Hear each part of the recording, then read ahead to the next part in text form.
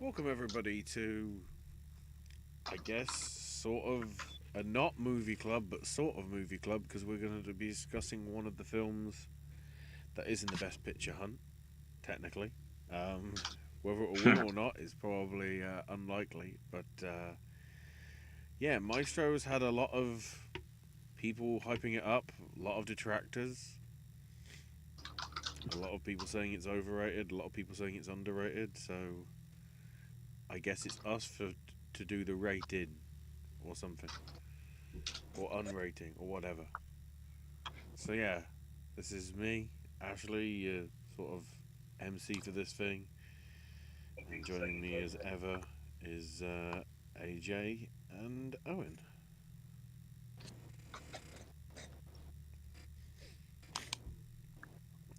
And I might be here. I can't really tell. you are. You're here. You're here for now, at least. I will say that I'm the last one to enter the party here because if you're new to the network, hi, welcome. Lots of playlists to look at if you like what you're seeing or you like what you're hearing.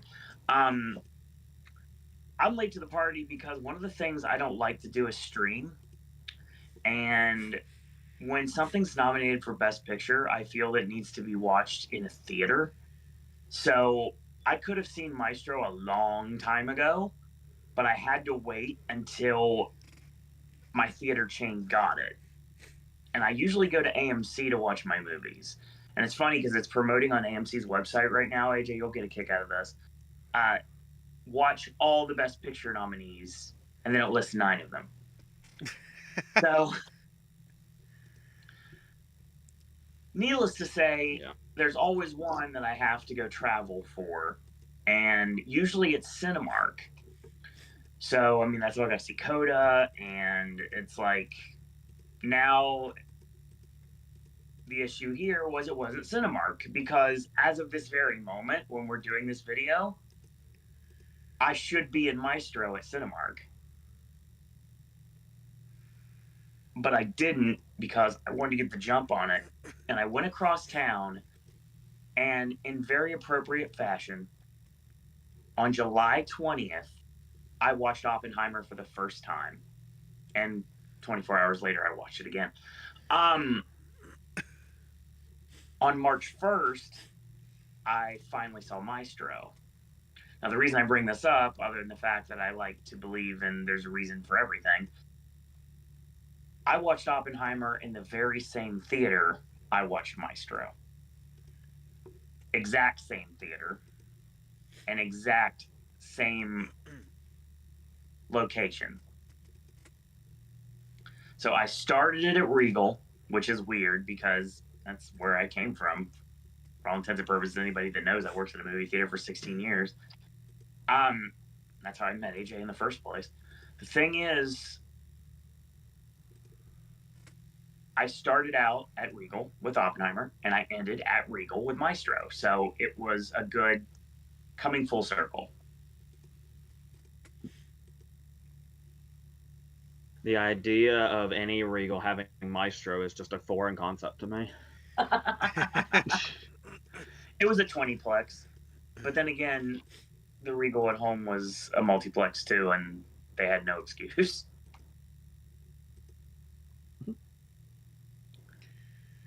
So yeah, I could have watched it when everybody else did, but no, I had to wait.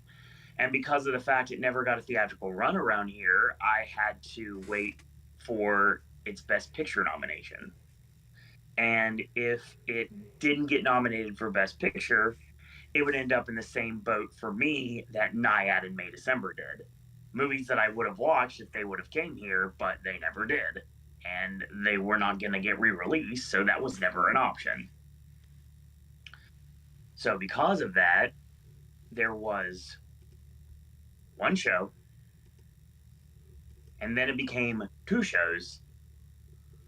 One show in the Cinemark Theater today and one show Friday. So I would have literally seen Maestro. Worst case scenario, I couldn't have gone today because technically speaking, it was during work, so it didn't work out.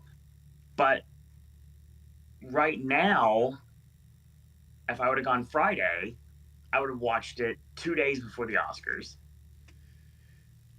which would have been fine. But I wanted to get the jump on everything because AJ has been giving me the iggy about this idea for a little bit. That, unbeknownst to me, because my Twitter feed is full of nothing but like water parks and Taylor Swift right now, like nature intended, and of course everything about the Stinger. So, needless to say, I will state that this never came across me. I never actually saw the hate for Maestro until AJ brought it to my attention. The hate for Maestro does. I mean, I'm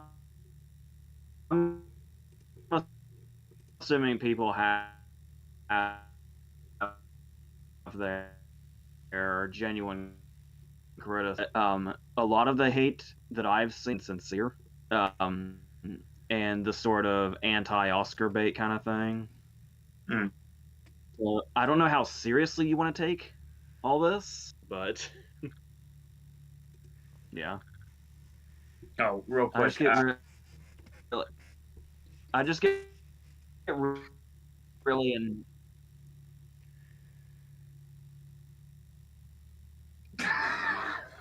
God dang it. What were you say? Yep. Is anything coming through? A little bit. It just gets It's very bits and pieces. blurry You and kind of stuttered. paused for a second. Hang on, let me go on the back end. It's good the award season's almost over because AJ's going to destroy the computer Office Space style before the season ends at this I'm gonna rate. change the region, see if it changes anything. May not do. It's better than nothing. Oh. I switched to a different region. Let me transition back on the other thing. Oh, there we go. Oh, wrong thing. Ah. Didn't full screen. Right. Continue on, AJ.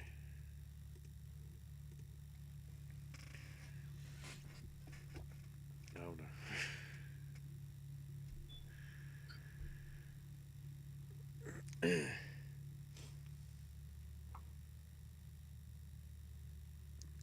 There we go. I'm not sure what was heard already. Not much, but I did see that you paused for quite a minute. So, but nothing was heard at all. So it wasn't like it wasn't like disjointed. It was just we literally couldn't hear anything. Nothing about. I think a lot of the hate for Maestro is bandwagony and probably insincere and all that. That came across very clear right there. Yeah, so we got. You stay like this, you'll be fine. I think you were getting a lot of the hate, and then it was sort of going pixely. But yeah, we just heard it then. So. Mm-hmm. And it's more of just people calling it an Oscar bait movie and going after Cooper specifically. And it's, I don't know, the reason I wanted to talk about it, if that's going to even, is it is that it had so much hype behind it, and now we're actually having this conversation about it being underrated. Is crazy. Yeah.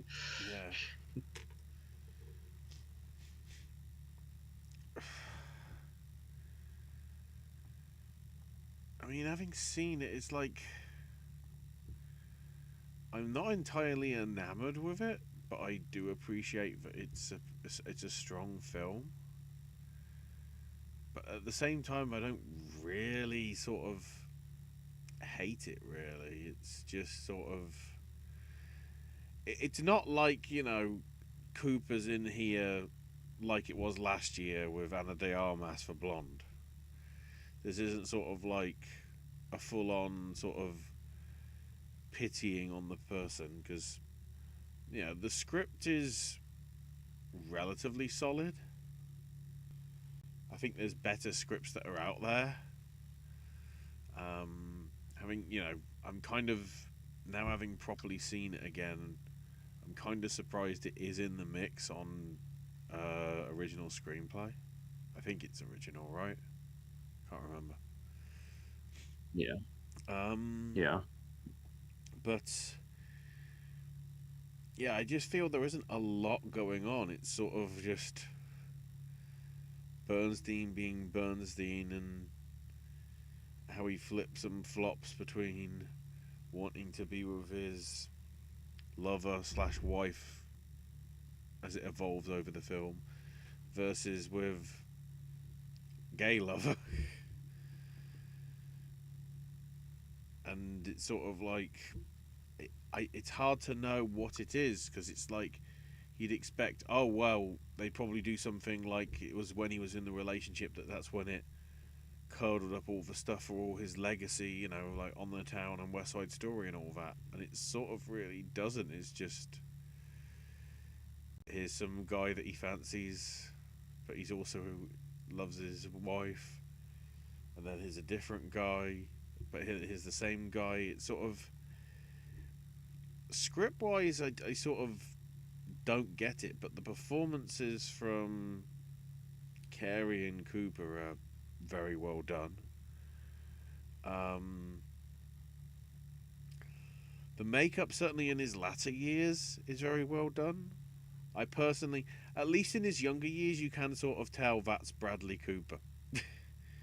It's when it gets to sort of more towards, I guess, like midway through, if you want to call it that, when they begin to sort of put more of the aging sort of makeup and prosthetics on him. And then, of course, his latter years that's summarised at the start and at the end, it sort of doesn't look at all sort of like Cooper. So plaudits have to be given to that. And I think directing wise, it's sort of good as well. The goal to just basically have a 5-minute orchestral scene, like 2/3 of the way in, just to let it just be there as if we're watching a Bernstein performance, like, is interesting. And some of the set design stuff as well. The opening bit where Leonard gets the call that you're playing Carnegie Hall, and the sort of we go through his quote unquote house, which then turns into Carnegie Hall, and that is very well sort of done. John Wick 4-esque with the whole, camera over, panning through sort of thing. So in that respect, it was good, and the costumes were very well done. I think from where it is in terms of what it's nominated for, I'd say it's probably right in terms of what it's got. Bar probably the screenplay thing, but I don't think it's in a what some people saying it's atrocious, and I don't think it's sort of if Bradley wants to make these things, something I didn't even realize because it's not listed on the Oscars. I knew Spielberg produced it. I didn't know Scorsese had a hand in it as well. Yeah. So, I mean, that says a lot if both are willing to give in to this vision or whatever it is, this idea that Bradley came up with. But yeah, I think it's certainly towards the lower half of the 10 if I was going to rank the 10 outright of the ones that we guessed and were correct on. It'd be towards the lower half, but I wouldn't say it was something that is like, I don't know why this is here. It's a good solid picture. If we live in a world where Green Book is considered in the top whatever it was for that year, I wouldn't have put Green Book in there personally, but I don't think Maestro is not deserving of a picture nod for what it gives us for those 2 hours and however many minutes. Anyway, my soapbox stuff is over. I think it's I think it's actually an hour 59 when the credits start. Yeah, seemed about that right. It's also, I find it unclear, like, what this film's really about. In terms of, the fact that Carrie gets top billing when it's really not about her, but it is. Yeah, I had a whole set of structured notes here, but I don't know how many of them I'm going to get the opportunity to use with what my computer's doing right now. Okay. But um Owen, is there anything you want to throw out while I see if I'm still here? The one thing I said to you too, because obviously we had a conversation, like not as early as I'd like it to be, but things happen sometimes. Nothing anybody can do about it. But we did finally get to talk about Maestro the other day, and I tried to get my thoughts out because the thing about having a best friend that also like understands you is that they can help you if you get like lost when you're in a conversation because you've already had the conversation with them, so they can bring up things that you might not remember to bring up. And the one thing that brought up come to my mind real quick about Maestro, especially with Bradley Cooper in general, was autofocus.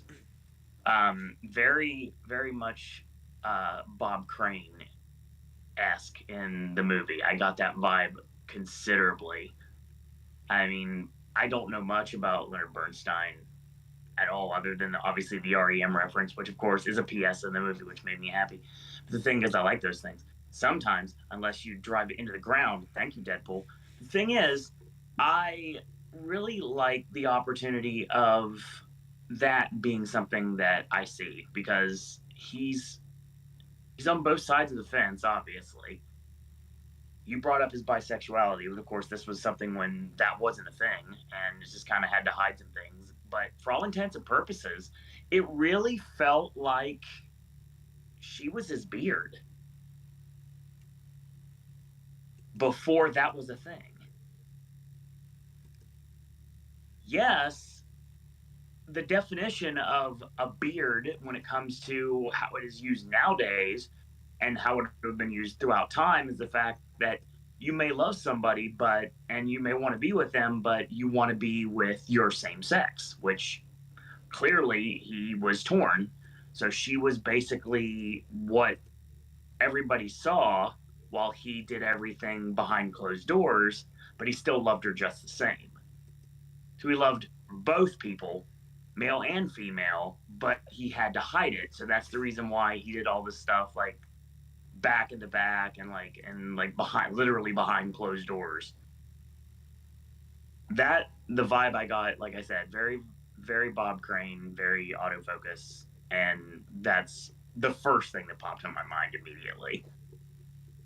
I don't know anybody else picks up on that, but I mean that's how I saw it. Watching it sadly only once. I had to break my rule of trying to watch everything theatrically twice this year because of the way everything fell with all the horrible time frame for stuff.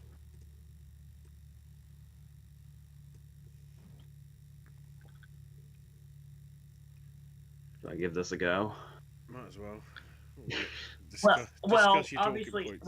well before you go, I want to bring that up too. I'm sure, obviously, I talk about loving PSs and everything like that, and I love the West Side Story like song stinger, like in the midst of like the scene where they were like pulling things out of the car and things like that. I thought that was well done. I like that because I didn't know about, I didn't think about that at all.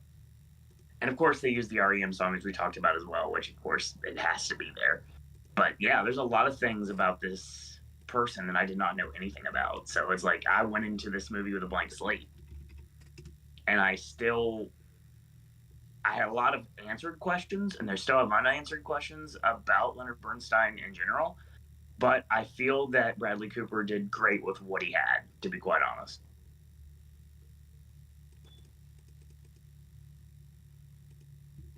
Yeah. Go ahead. This is your show, even though the internet doesn't seem to think so. Your internet doesn't seem to think so.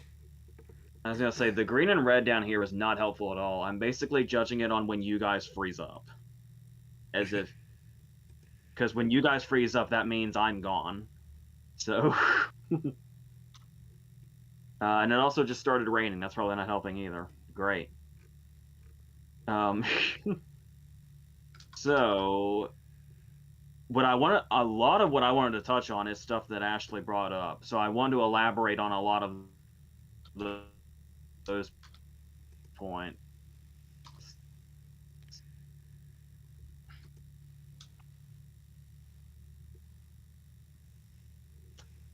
A lot of what Ashley said address points I wanted to elaborate on. Mm-hmm. And before going to those, just talking about the kind of movie that it is, where you essentially go into a thing that's going to be a stuffy biopic. Mm-hmm. And then, like Ashley was talking about with the transition to Carnegie Hall and stuff like that, it lets us know right away there's a lot. It's a really high energy movie for what it is. Right. And he's a really high energy character, so it's like the movie's basically trying to keep up with him.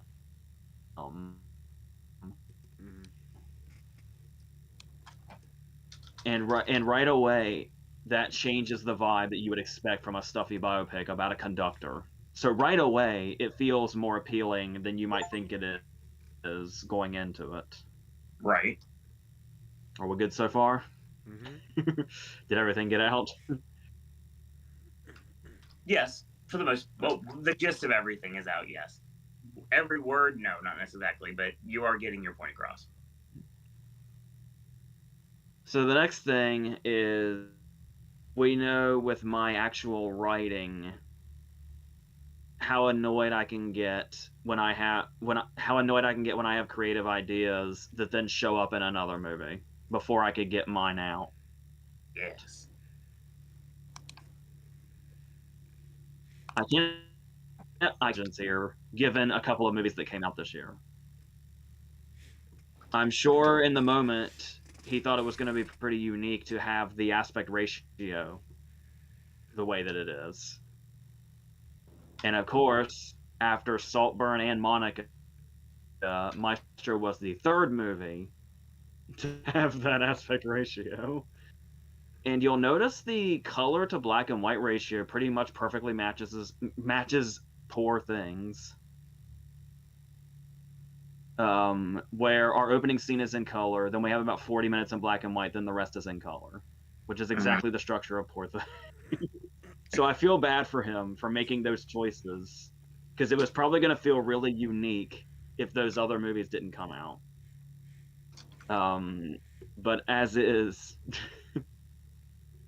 so that's just bad luck on the. But I think it still works for the movie anyway. Especially with the way because the cut to color seems to indicate both a time jump or a shift in their relationship, really. Yeah. Where it's almost like their honeymoon period is what's in black and white. And then once it cuts to color, because notice when we cut to color, the first shot is Mulligan facing away from the camera, which gives us a distant feel from her. So when you look at it that way, I really like the way he used the color in the black and white, and the fact that it wasn't gratuitous, like it could have been from somebody who is what people are kind of accusing Cooper of being, which is pretentious and trying to be artsy, but being not really. I feel like there's a reason for all the choices that he made here, and I feel like they're pretty apparent if you're watching. Am I still coming through? You guys haven't frozen in a while. Did all that go through? Pretty much, Yeah.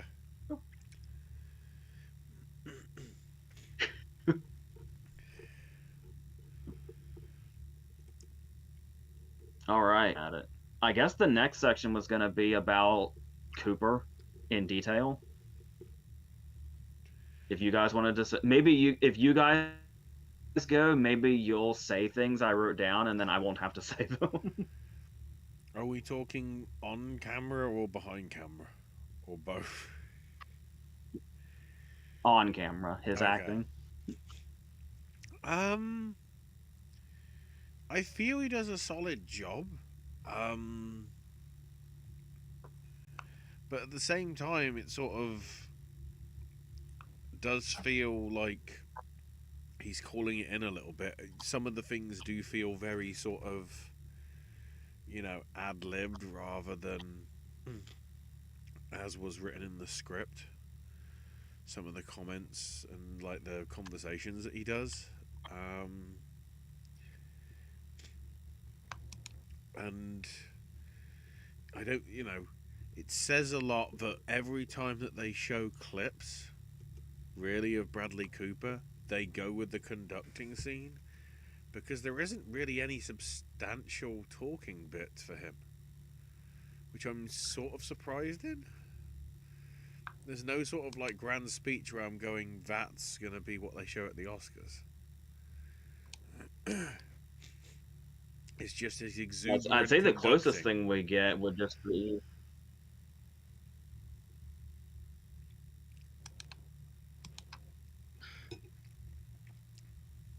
this, but you also need the context. True. And I'd say in any of the scenes where he's being interviewed, I think. But yeah, as far as like big scenes, which honestly to show the restraint that he does to not write himself big theatrical scenes except for the conducting scenes, I think is kind of admirable actually. Yeah. Because I have a lot to say. I have a lot to say about how he focuses on Mulligan and Felicia specifically when we get to that point. Because the thing that does another kind of thing that annoys me, I don't even know if this is anything I've seen. I call that a straw man argument that I make. um, when he does those moments that are big but really brief, like when he says, "I'm reining it in" and does stuff like that, that's really few and far between. But I could see where they say, "Oh, does this scream?" when that was just one scene, and he'd be the victim of that, where they use like one moment and say that's the whole performance and it sucks, with no depth to their argument. So, and it's like I imagine he's also being accused of acting in all caps, but kind of like what you were saying,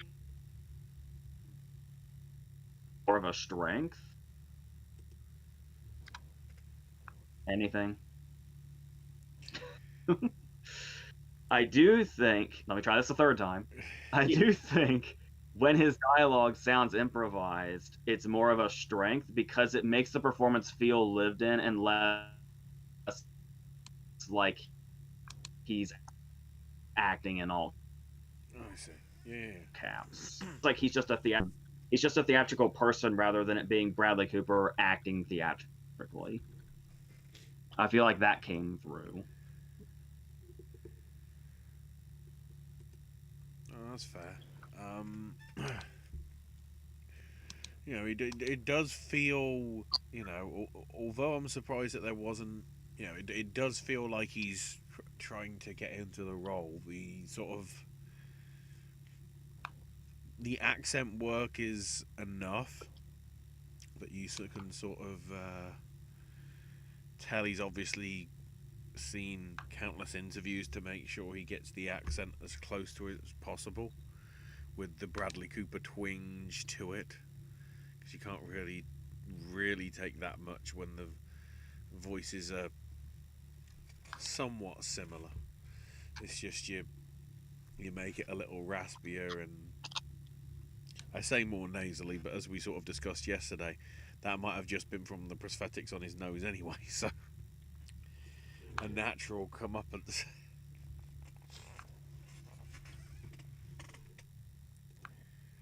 And I also like looking at it from the perspective of his diversity as an actor.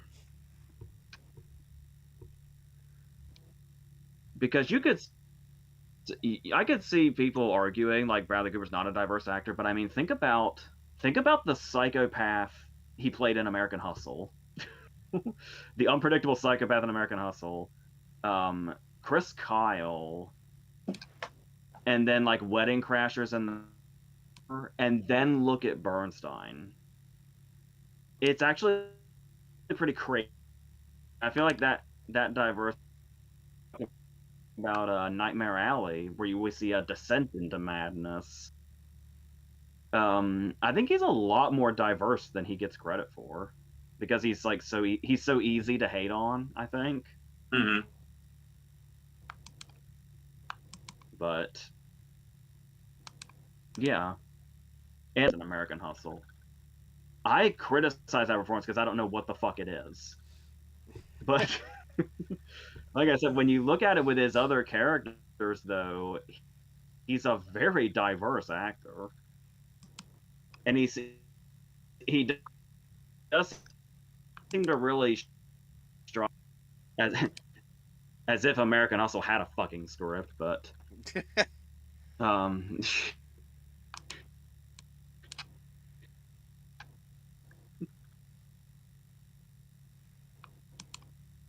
Kind of harsh. But yeah, I see it.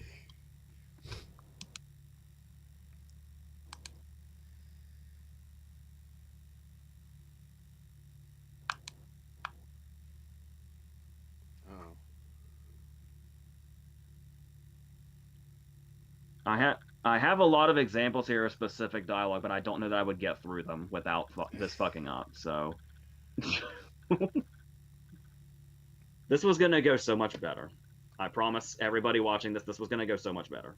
See, here's the thing, and I'm not. This hasn't been discussed yet because obviously we didn't know this was going to happen. This was AJ's idea, and that's the reason why this video is happening in the first place. So, for those of you that I would say are interested in AJ's points, at least AJ's points specifically, I don't know when it would be, but AJ, my thought process is you shoot your own Maestro video so you can get all of your points across properly outside of this show, because you have a lot to say about this film and I feel it needs to get out there. And I know how you are when it comes to taking notes on specific topics you want to discuss. And I don't feel like this is getting your point across. It is somewhat, but due to no fault of your own, you're not getting to really like do anything here. This will live on. Do not worry. If you want to watch it, you can. But I mean, this weekend I would implore you to put your thoughts into a commentary so everybody can watch it, and we'll promote it on the channel like we always do. But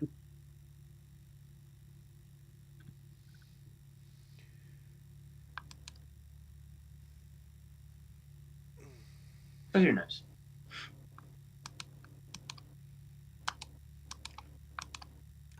By all means. I kind of found it interesting that they so heavily just used Bernstein's score rather than use, anybody else music for anything. Which obviously explains why something as musical as this actually didn't make it in for best score, because none of it's original. Sure.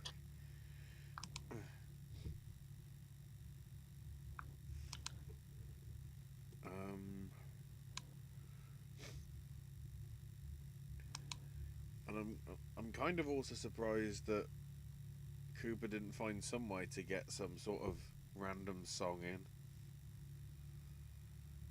to try and get it in for best song.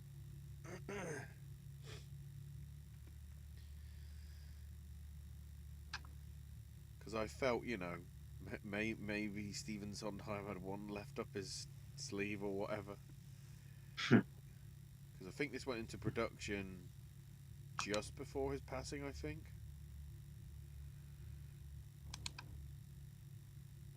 And I thought that would have been a nice sort of nod back to.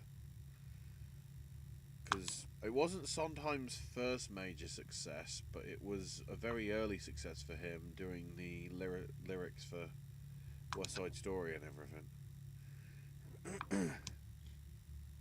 So I'm kind of surprised there wasn't more on that respect. Although, I think we do have to give super shout outs to fucking Snoopy. That scene.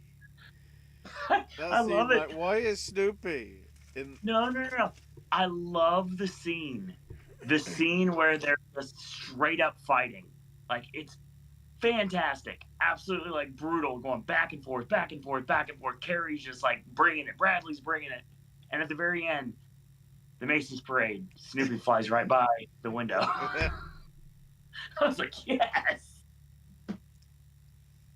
And all starting from, why is Snoopy in the lobby? Who left Snoopy in the lobby? So what we've established is Bernstein should have done the score to the Peanuts film, right? If he was that much of a Snoopy fan. It's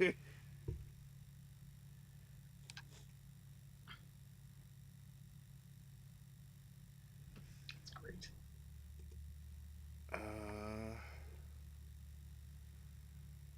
What was your overall thoughts on it, though, Owen? It's weird because I had an interesting experience watching it. I had a couple in front of me that I wasn't sure if they were what they were going to think of it, because there's the people that would be going to see Maestro theatrically could fall into multiple categories, but the ones that come to my mind are people that potentially saw the movie already that need to see it in a theater. There are people that haven't seen it yet, people that are Bradley Cooper fans that just want to see any movie that he's in. There's not that many. And then there's these two, which I don't know if they knew what they were getting themselves into. They left. Person next to me was like marking out, like it was the second come of everything, like normal, like the Slumdog reference we make all the time. It's just like applauding the orchestral pieces and everything like that, and like saying yes, amazing. And I was like, oh god, stereotype.com. Thing is, but and it was. But the thing about it is that I heard Carrie Mulligan, and I have for many moons, and I was never going to dislike this. And I've already been Bradley Cooper in a movie before. That's the reason why I made that my best film of that decade. So I have experience at this. And one person I want to shout out that no one's brought up yet is I was happy to see Sarah Silverman in this movie.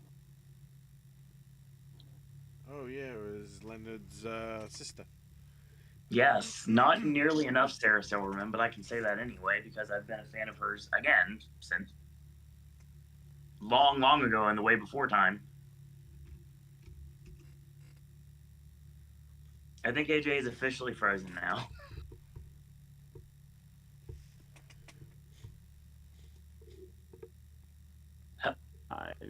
I'm not even drawing. I'm just gonna do that. I'm just gonna do that separate video. Heck yeah! AJ's thoughts on Maestro coming this weekend to Popcast Network.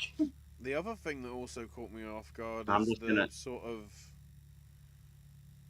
I have to get this wording right, but Matt Bomer's sort of cameo as Oppenheim without the um,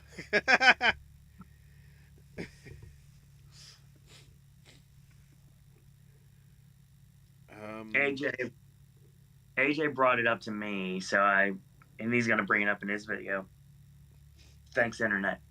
Um, Basically, the Coke scene is really funny. It can be it's laugh out loud hilarious in places, but it also doesn't overstay its welcome. The emotional beats hit hard, especially when Felicia starts going into like no way out mode. Basically, it's the point that like she's losing her hair and everything, and then she gets the diagnosis. Then it just goes downhill from there.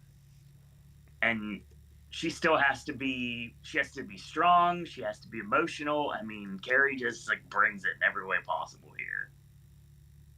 And in a right and just world, she would be competing for the win for Best Actress, but now she's just a consolation prize, and I have kind of a problem with that.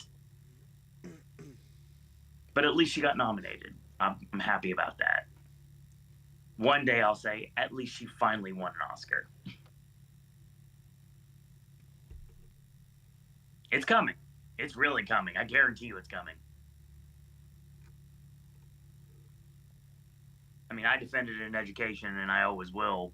And then it's like Promising Young Woman, and like even the bit part in Saltburn, which is stand out, and now Maestro. It's just like Carrie's time's coming. It really is. I defend my favorites like pretty frequently, and I feel that Carrie and Greta are both going to get their deserved wins sooner rather than later. Just like other things, not this year, but it will happen, and it will be deserved.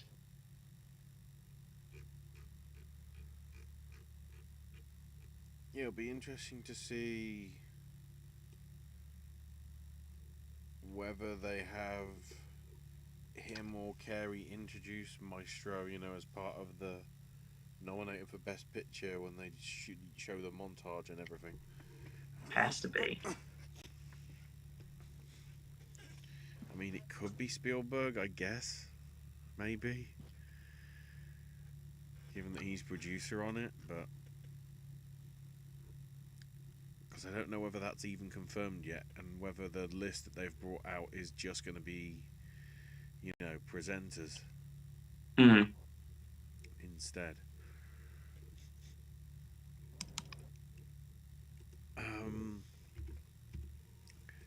It's a little embarrassing to do this, but what I think I'm gonna do is go ahead and sign out and just do my video right now. Okay. Sure. And then maybe ours can go up like around the same time, because this is because I can barely even hear you now. So. Oh, okay. So yeah. I guess you'll see me in a little bit. So I'll be to be continued myself, and they will continue right now. So No have problem, fun. AJ. Speak to you on Monday. We'll talk, AJ. Move the image just a little bit to make it a bit smaller. Yeah, it's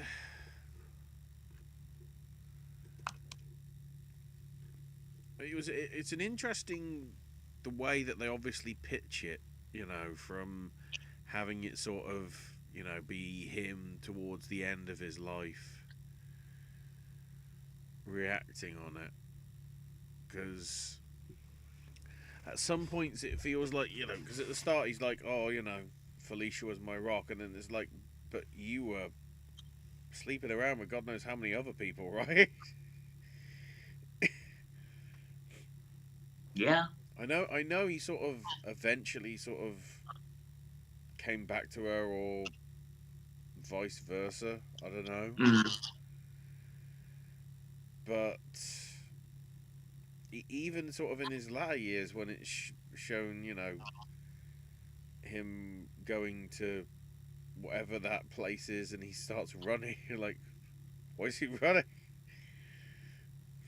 And then we have the the teaching moment, which then turns into a giant rave to blooming Tears for Fears shout. Of all things. Yeah, I didn't know that was the context when you guys were talking about utilizing shout in the movie. But yeah, AJ's absolutely correct.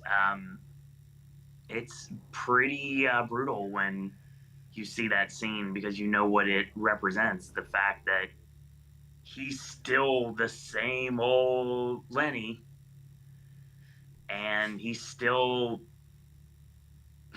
He acting misses like her, Lenny. but at the same time, there's He's, there's young blood. he's acting like Ric Flair, down to the hair and everything.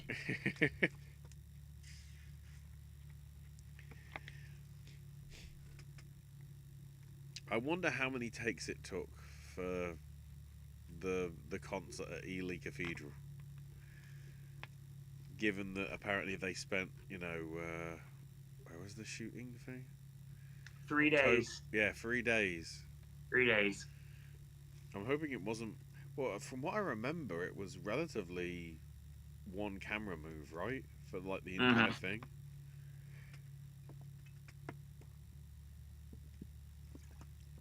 There were some splices here and there to the orchestra, so that's where they may have patched it here and there. But yeah, it's just really. That's why I sort of find the inconsistency with the story. It's supposed to be about how much he loves her. Mm. But at the same time, he breaks up when he starts going out with Felicia. He breaks up with Oppenheim, and then all of a sudden, from there, Lenny's just like, maybe David was. I guess maybe the attitude was maybe David was too old, because everybody that he pretty much has a relationship from that is sort of like students, sort of in their Yeah. 20s or whatever, rather than people who would have been, I don't know, probably Oppenheim would have been in his 30s or 40s. That sounds about right. Because if he was born in 22 and it's supposed to be, well, I guess it depends how far the relationship went beyond sort of like the First World War. Because that's the other thing that I was kind of surprised by. They really didn't show like timestamps, as if to know Mm. when this is set. They sort of had the sort of, you could see where the transition was when it transitioned from them becoming an item, and then transitioning into the three kids suddenly showing up out of nowhere. So there's a time shift there, but you don't really Sure. know where it is exactly. The only way you know is because they reference West Side Story, which means we have to be talking mid-50s sort of stuff. And then when we get to sort of the big Thanksgiving thing, we're talking like, I think like late 60s, possibly Early early 70s. 70s. See, I like that the line. It's like basically like Felicia tells him, it's like, at this rate you're gonna die an old queen. So it's like that's the realization that comes to his mom, that he has to come to, the fact that, like, oh my God, you're right. But he didn't learn from it. No. He just kept on with his ways.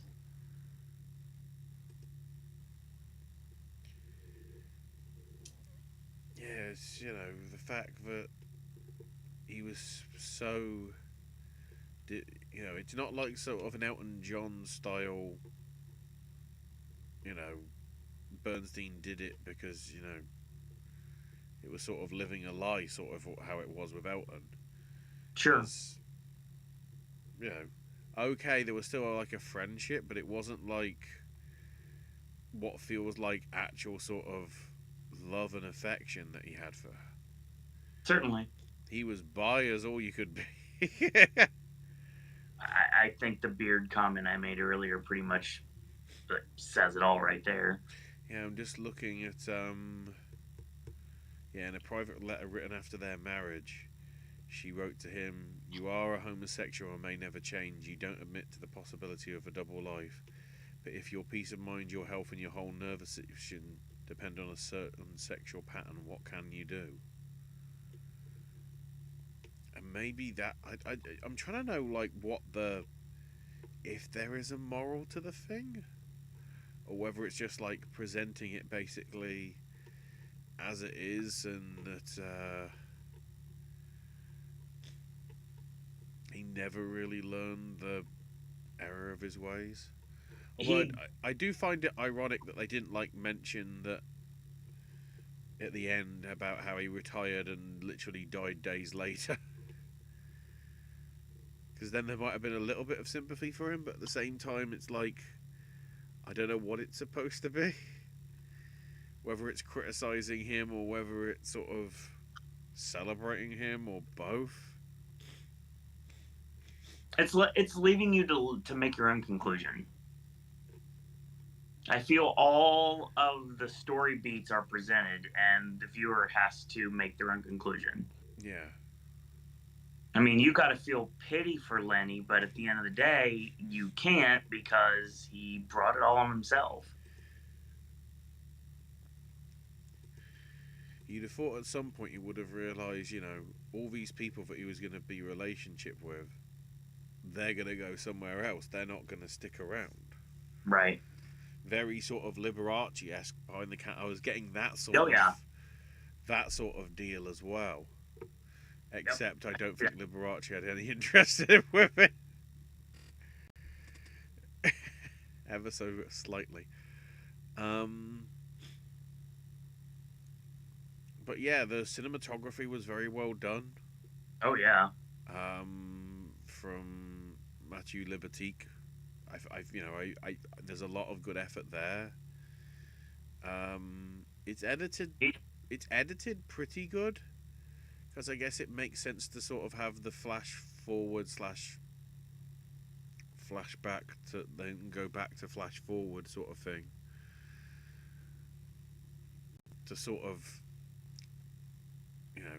how he still moved to tears by his wife despite everything that he put himself through and her through to some extent. He feels guilty even though he'll never admit it. Yeah, for sure.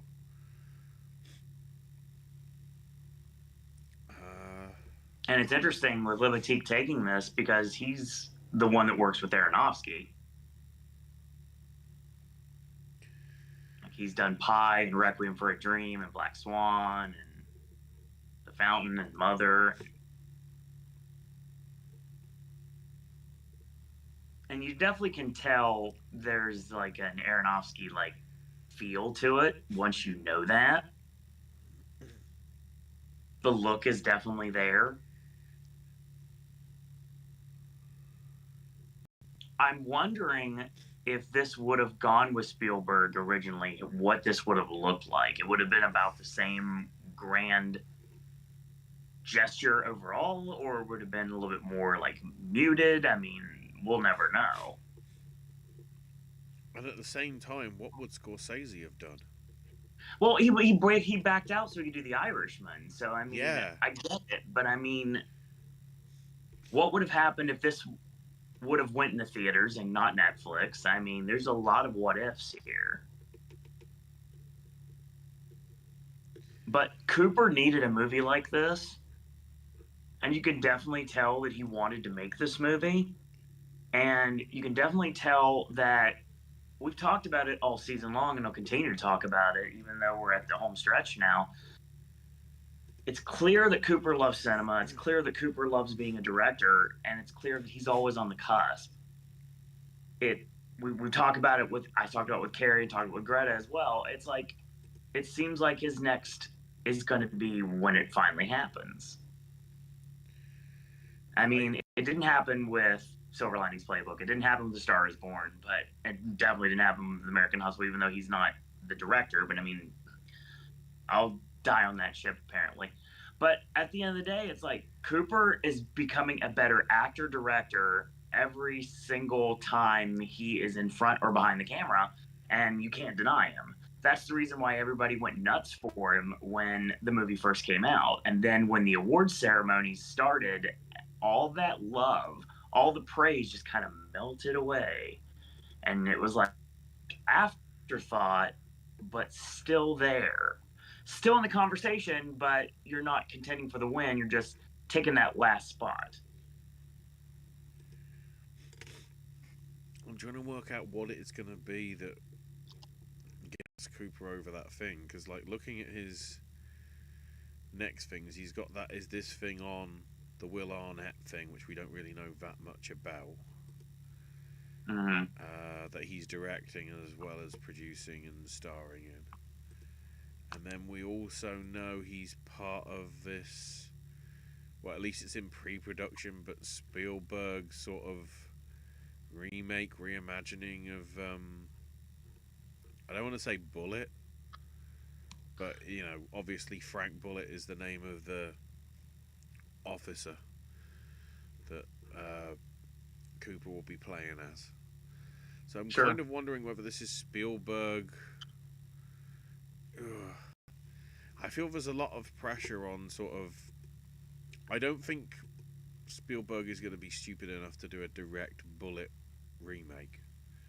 He needs something in that vein, obviously, with the character. And especially because it's from the same writer as well, Joss Singer. It seems like whether this is Spielberg trying to sort of help him out as well. Be interested to see how that pitches. I feel that there is maybe something, maybe just Cooper's looking for that thing within the next few years that will get him plaudits, either acting wise or behind the camera. Because if he's verging on, I think he's coming up to his 50th birthday. Oh, 50th birthday next year. Yeah, he only just turned 49. I feel there's still a few decades with him in terms of what he envisions sort of behind the camera. It doesn't just have to be, you know, his vision in front of the thing. Although it would be nice, you know, to get something, but at the minute I don't see it happening from either of the things that he's doing, unless this thing on is really exceptional, but we'll see. Well, he's an exec producer on Joker. Yeah. So if it overperforms and gets in the picture, which you never know, I feel like it's possible. There's a kudo right there as well. Yeah, I mean, I could, depending how solid Joker Part 2 is. I nearly said Part 2. I was like, hot shots. Well, then the deal is in there, but I know it doesn't say part. Insert French word here. I don't understand how to pronounce.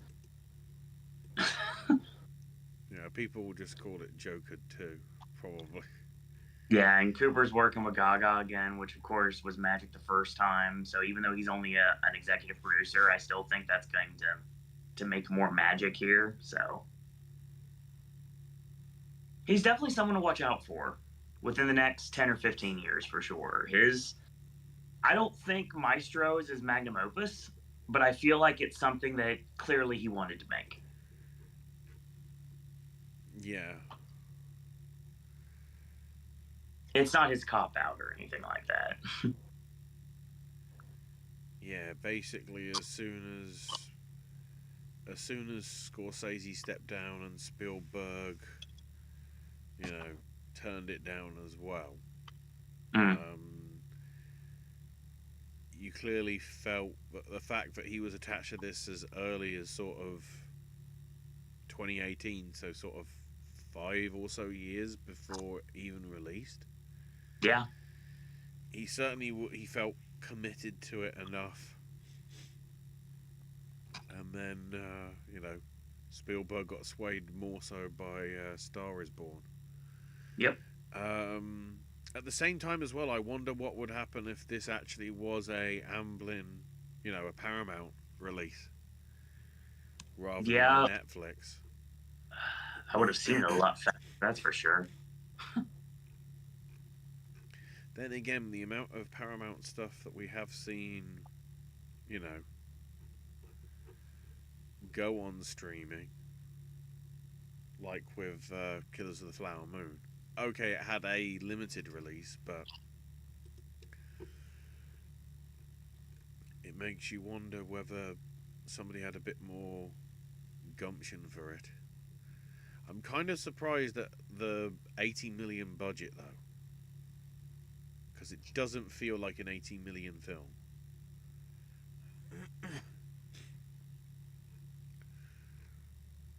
That's kind of surprising, Right.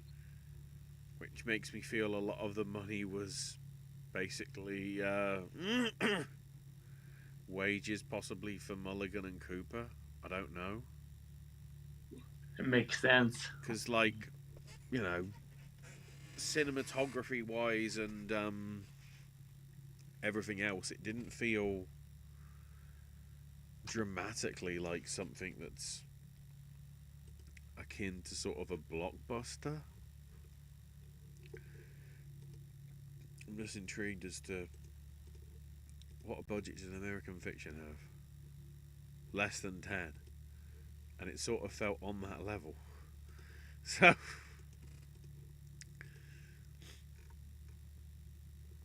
even Barbie was sort of only about 130 million.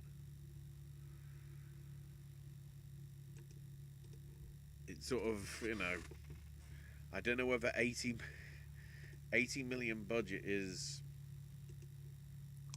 you know, a fair money, like where the money went. Right.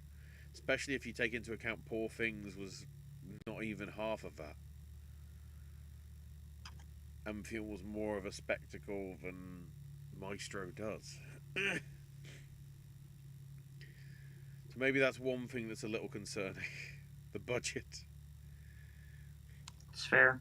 But aside from that, you know, it's a solid film. I'm trying to think if I guess maybe if something was to go. I'm trying to think if there's something that didn't make it into. Trying to look for like through the other things. I mean, technically it should be the Iron Claw, but considering how that's nominated anywhere. It it 100% should be the Iron Claw, but um, obviously, if it's me, I'm not taking out Maestro out of my picture lineup. I'm taking out the Zone of Interest, but that's because I don't like the movie. That's more of a personal thing. Yeah. And there's nothing that really screams out because Napoleon, like, isn't I'd say Napoleon's probably on the same level in terms of it has a budget that's so unnecessary for what the story is presented. But yeah, whether it actually wins one of its 7, I don't know. Visual effects would be, like you say, the least likely. Makeup and hair probably the most likely.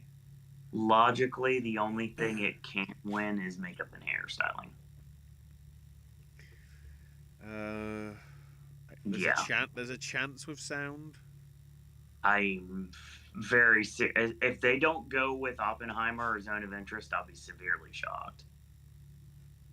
But I don't feel it's in the position for screenplay No, definitely not. or the acting nods No. or picture. So that's why I'm saying probably sound if they want to go with something that isn't a war film. And cinematography, unlikely, I'd say. So yeah, makeup and hair and possibly sound are like the two that really stand out as the ones that will be its best chance of getting an award. Yeah, makeup and hair is the only one that makes any sense to me. But I mean, we did that show yesterday, so Yeah, true. So yes, that's where we.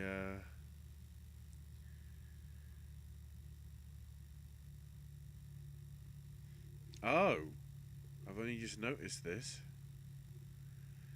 The Academy's going to revive the presenting format where 5 Oscar-winning actors will take the stage together to introduce the current nominees in their respective categories. we talked about this last night, and Brian said it's going to make the show go on forever, and AJ concurred. That's an interesting approach. Which I guess means that, at least for the acting nods, then, that means there's going to be 6 people. Good God, why? Because there'll be one for each of the 5, and then there'll be the person that says, and the winner is. I would have thought. At least they're letting all categories be shown on the broadcast, so I mean, I'll give them that. Mm-hmm. I just hope the commercials aren't too long. I don't know. I'm probably going to be watching your stream anyway, so there you go.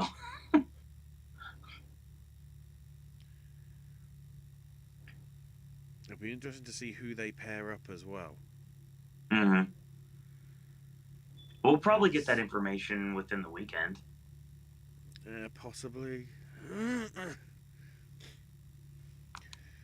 mean, on paper, like, does that mean Dwayne Johnson's going to be introducing Jeffrey Wright or something? Possibly. It'll be animated because of Moana. Maybe. Or visual effects because of insert movie here. And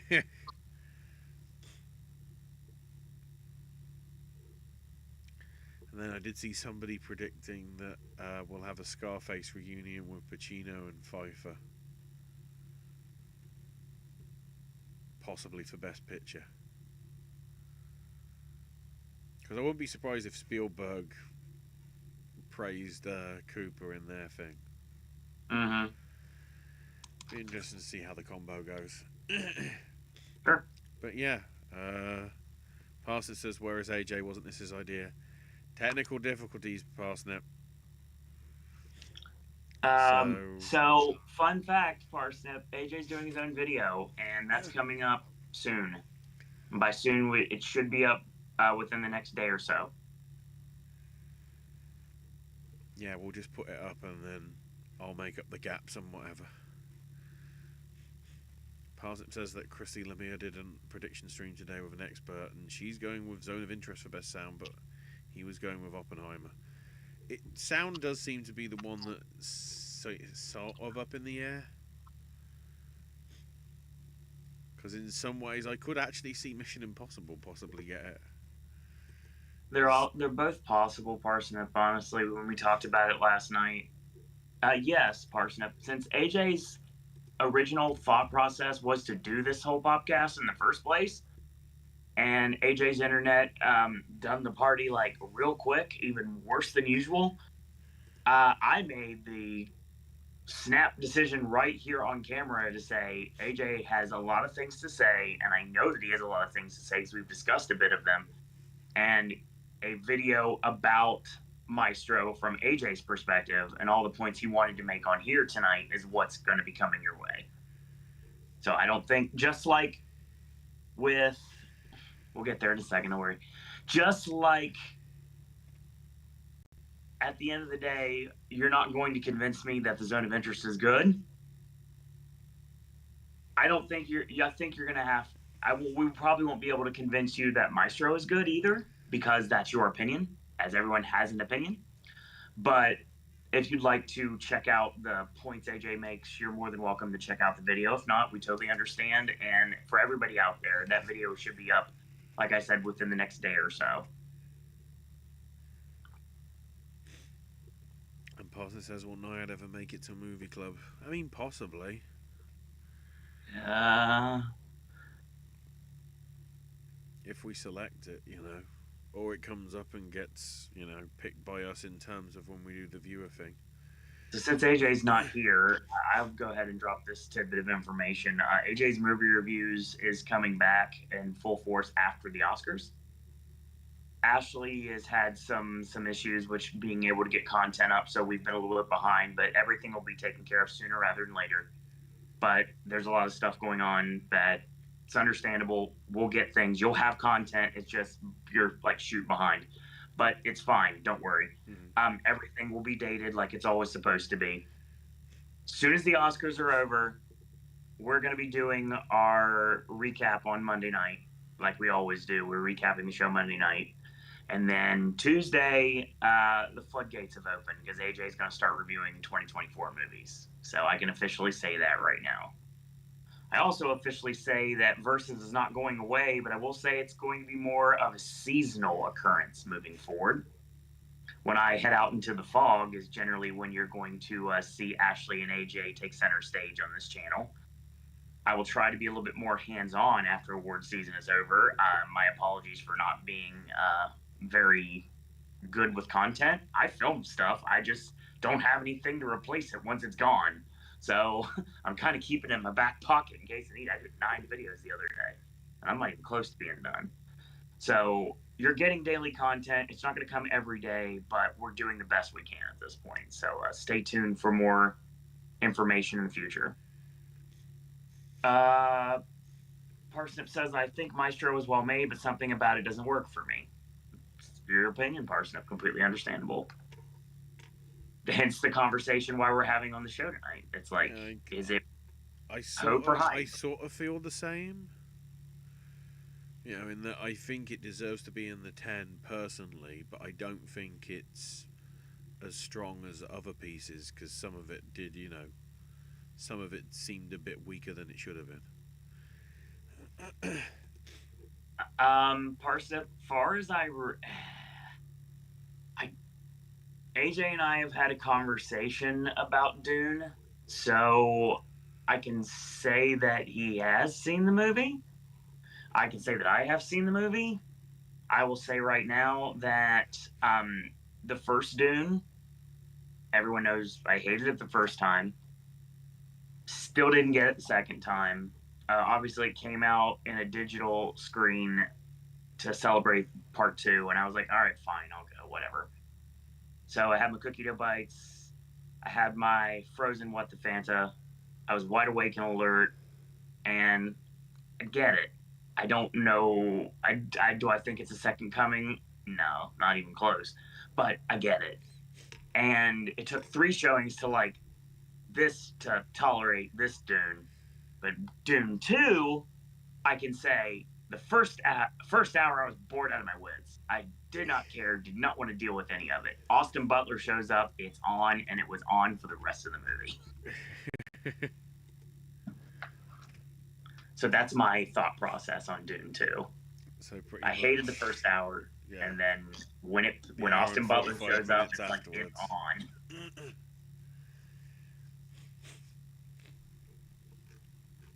And that review will be coming up in the future too. Which I guess then leaves the question of, would you want to see a third one? Yes. The ending left it enough that you wanted to see what would happen next to him. Yes. I do want to see a third one. For reasons that are unaware to most and will be very clear to others, and hopefully sooner rather than later, I am a big Florence Pugh supporter, and I am very curious to see where that direction goes. And why waste Chris Walken the way you do? he has to be more important.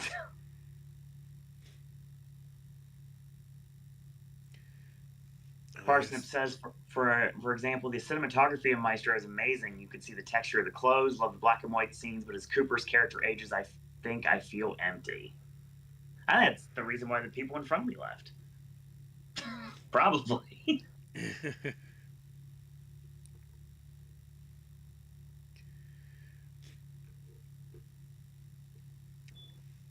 So But yeah, yeah, that's 28 Dune books between Frank and his son. oh, Parsnip also says the cinematography of Maestro was amazing. You could see the texture of the clothes.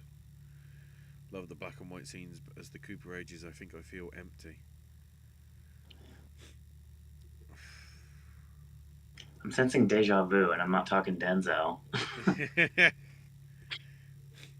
All right, we'll leave it there. So yeah, we'll be back Monday Yes.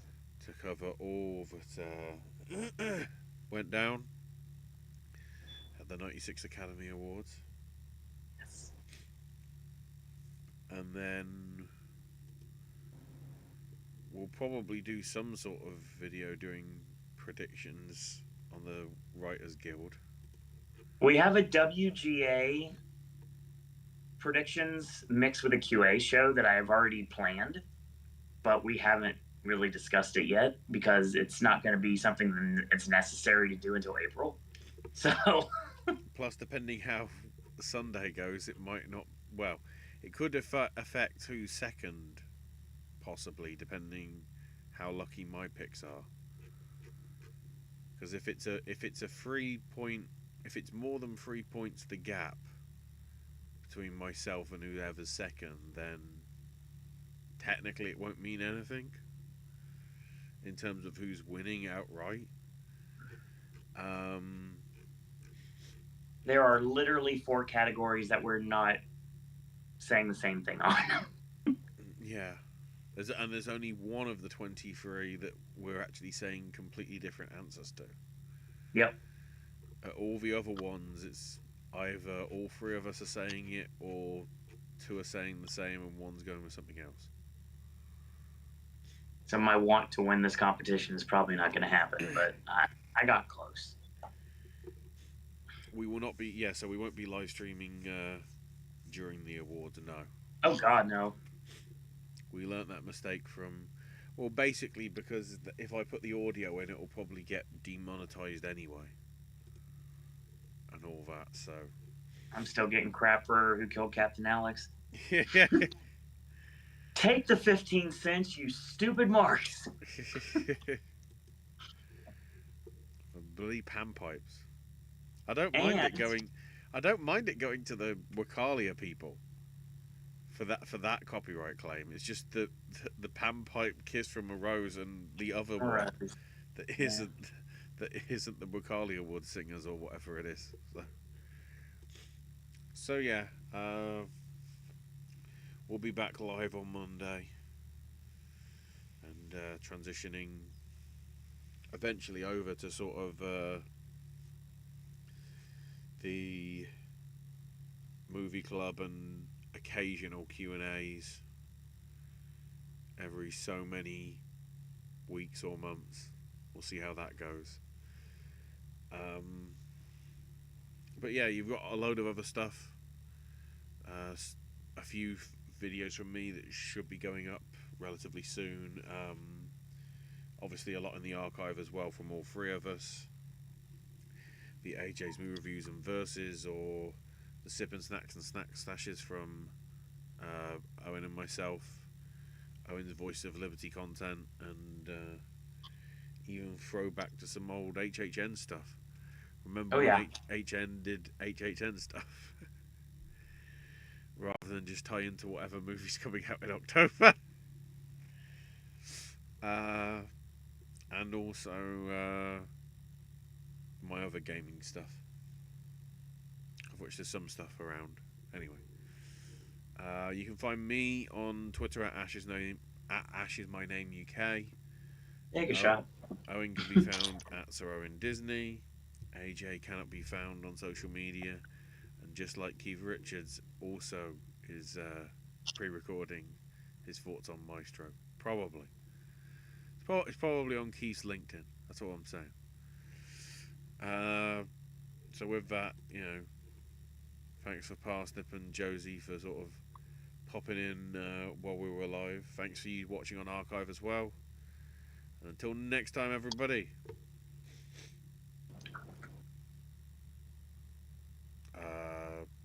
That's all we got to say about that.